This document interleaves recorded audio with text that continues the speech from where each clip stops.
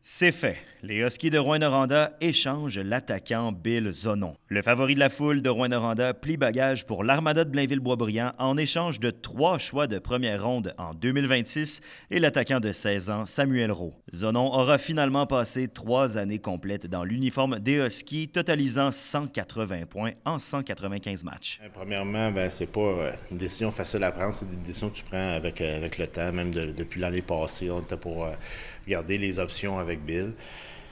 Bill nous a apporté beaucoup, mais en même temps, il faut penser aussi à court, moyen et long terme. Donc, le fait d'être capable d'aller chercher 3 choix de première ronde, puis un excellent joueur également. Donc, ça définit la valeur de Bill, en fait. C'est ça, on essaie de maximiser le plus qu'on peut quand on fait un échange. Donc, on est vraiment content d'aller chercher 3 choix de première ronde pour être capable évidemment, de préparer le futur.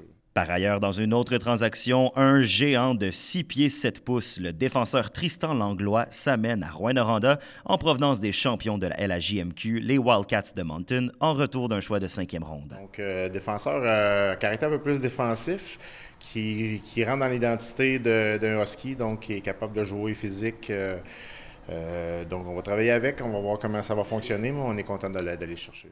Et du côté des Foreurs de Val-d'Or, les emplettes en vue d'une prochaine saison se sont amorcées en force avec l'ajout d'un défenseur clé, le gaucher de 18 ans, Anthony Paré. Écoute, Anthony Paré, un gros défenseur, efficace. Je veux dire, j'avais absolument rien contre Evan Despatie, mais c'est le fun de jouer avec c'est le fun quand un défenseur est dans sa position naturelle à gauche. C'est le fun quand un défenseur est dans sa position naturelle à droite. Donc, que d'avoir un Paré, Cossette, Ayotte, Fortin, Bondar, Carbonneau, Gauchi, je suis obligé de te dire que je suis content de notre brigade défensive. On est encore jeune en arrière parce qu'on peut avoir, là, si tout va comme on veut, on peut peut-être avoir la même brigade défensive pour les 2 prochaines années. Donc. Et Maxime Desruisseaux a continué ses emplettes aujourd'hui en allant chercher le vétéran de 20 ans, Maël Saint-Denis, en provenance de Rimouski. Pour ceux qui ont écouté quelques matchs de l'Océanique, spécialement en série, là, je pense qu'il y a l'ADN d'un foreur, dans le sens que c'est quelqu'un qui s'implique physiquement, c'est quelqu'un qui est engagé, puis ça, c'est 2 belles qualités pour un joueur de hockey. Regarde, l'an dernier, on était la 3e équipe la plus jeune, on fait un autre step par en avant.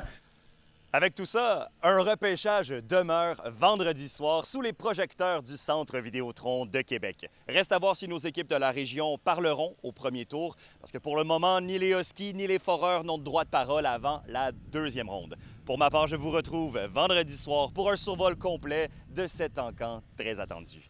Alexandre Cabana, RNC Nouvelles, à Québec.